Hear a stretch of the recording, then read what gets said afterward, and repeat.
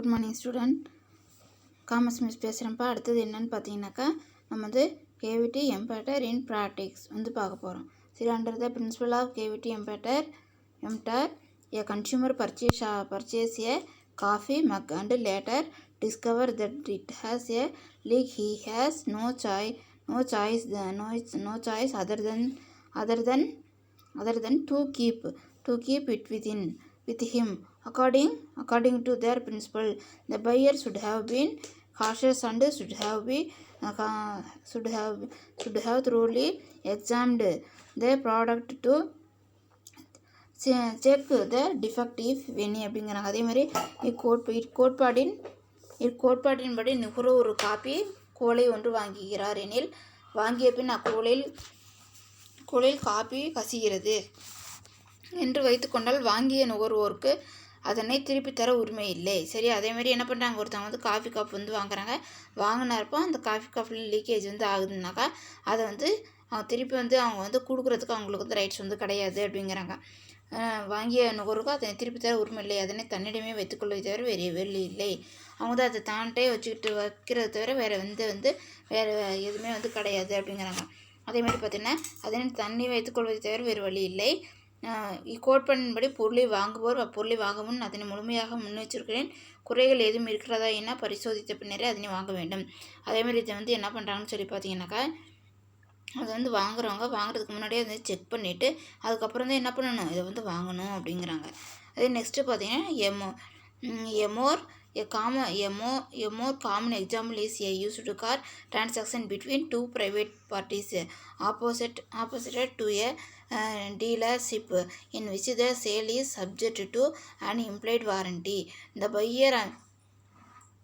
buyer must assume the responsibility of thoroughly researching and inspecting the car by taking it to mechanic for a closer look before finalizing the sales. If something comes up after the sale, maybe a transmission failure or something it is not a seller responsibility, but KVT emptor principle cannot be applied where the car is bought fresh, a brand new car from showroom has the deal in government by warranty of certain years அப்படிங்கிறாங்க.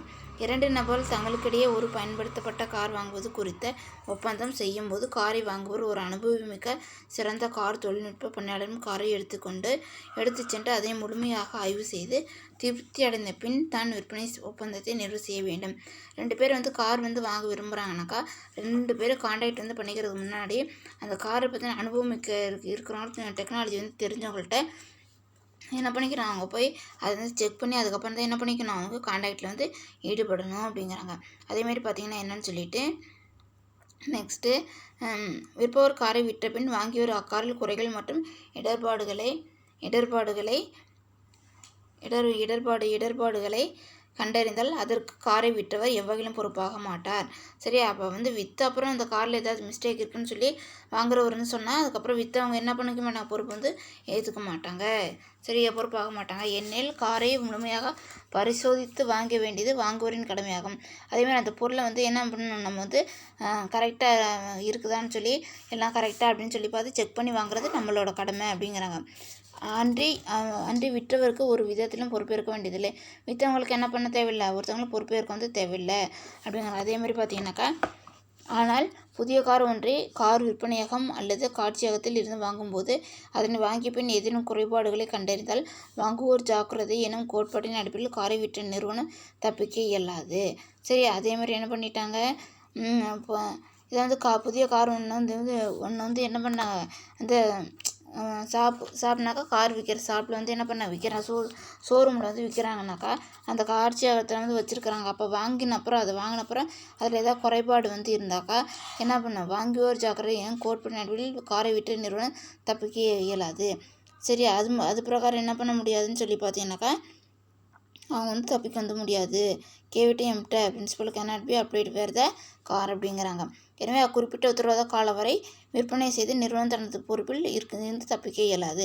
அப்போ குறிப்பிட்ட இதுலேருந்து என்ன பண்ண முடியாது, வாரண்டிலேருந்து அந்த car company showroom வந்து என்ன பண்ண முடியாது, அவங்க வந்து தப்பிக்க வந்து முடியாது அப்படிங்கிறாங்க. அதே மாதிரி நெக்ஸ்ட்டு பார்த்தீங்கன்னா என்னன்னு சொல்லிட்டு இதில் வந்து என்ன சொல்கிறாங்க next caveat emptor was the rule for most purchase and land sales prior to the industrial devaluation. Although seller assume much more responsibility for the integrity of their goods in the present day அப்படிங்கிறாங்க. அதேமாதிரி வாங்குவோர் ஜாக்கிரதை, சரியா, வாங்குவோர் ஜாக்கிரதை அல்லது விழித்திரு எனும் கோட்பாடு தொழில் புரட்சிக்கு முன் நடைமுறையில் இருந்தது. பெரும்பாலான பொருட்களின் விற்பனை மற்றும் நில விற்பனை இம்முறையில் செய்யப்பட்டு வந்தது. ஆனால் இன்றைய தினத்தில் விற்பனையாளர்கள் தாங்கள் விற்பனை செய்யும் பொருட்கள் மீது மிக அதிக பொறுப்பு உண்டு. சரி, அதேமாதிரி என்ன பண்ணுறாங்க, அதான் வாங்குவோர் ஜாக்கிரதைங்கிறது முன்னே வந்து விழிப்புணர்வாக வந்து இருந்துச்சு.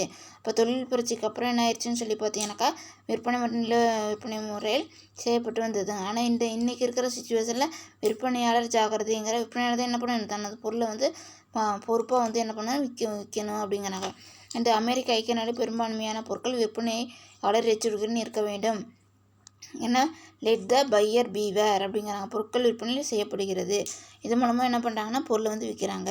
Today most sale in the USA fall under the principle of caveat emptor which means let the seller beware, by which goods and covered by an implied warranty of merchantability unless otherwise advertised, not for example sold as is, or negotiate with the buyer. Nearly all consumer product are guaranteed to work if used for their intended purpose அப்படிங்கிறாங்க. அதே மாதிரி என்ன சொல்கிறாங்கன்னு பார்த்தீங்கன்னாக்கா செய்யப்படுகிறது. விற்பனையாளர்கள் தங்களது பொறுப்பில் இருந்து தப்பிக்க இயலாது. அதே மாதிரி செல்லர் வந்து தன்னோட பொறுப்பில் வந்து லைப்ரரியிலேருந்து என்ன பண்ணுவது, தப்பிக்க வந்து முடியாது. மெர்ச்சன்ட்டு விளம்பரங்களில் பொருட்கள் உள்ளபடி என்ற அடிப்படையில் விற்பனை செய்யப்பட்டாலேயோ பொருட்கள் வாங்குவோருக்கு அப்பொருள் வாங்குவதற்கான நோக்கத்தை அப்பொருள் நிறைவேற்றும் என்ற உத்தரவாதத்தின் அடிப்படையிலே விற்பனையாளர் அப்பொருளை விற்பனை செய்ய வேண்டும். அந்த இதில் தான் என்ன பண்ணணும்னு சொல்லி பார்த்தீங்கன்னாக்கா அவங்க வந்து அந்த பர்பஸ்க்காக தான் என்ன பண்ணணும், அவங்க வந்து அந்த பொருள் வந்து கேரண்டியோடு என்ன பண்ணணும்னு சொல்லி பார்த்தீங்கன்னாக்கா அவங்க வந்து விற்கணும் அப்படிங்கிறாங்க. 16 லெசன் வந்து என்ன ஆயிடுச்சுன்னா கம்ப்ளீட் வந்து ஆயிடுச்சு. இப்போ நெக்ஸ்ட்டு பார்த்தீங்கன்னாக்கா என்னென்னு சொல்லிட்டு 17 லெசன் வந்து பார்க்க போகிறோம். சரியா, இந்த லெசனில் எதாவது டவுட் இருந்தால் கேளுங்க.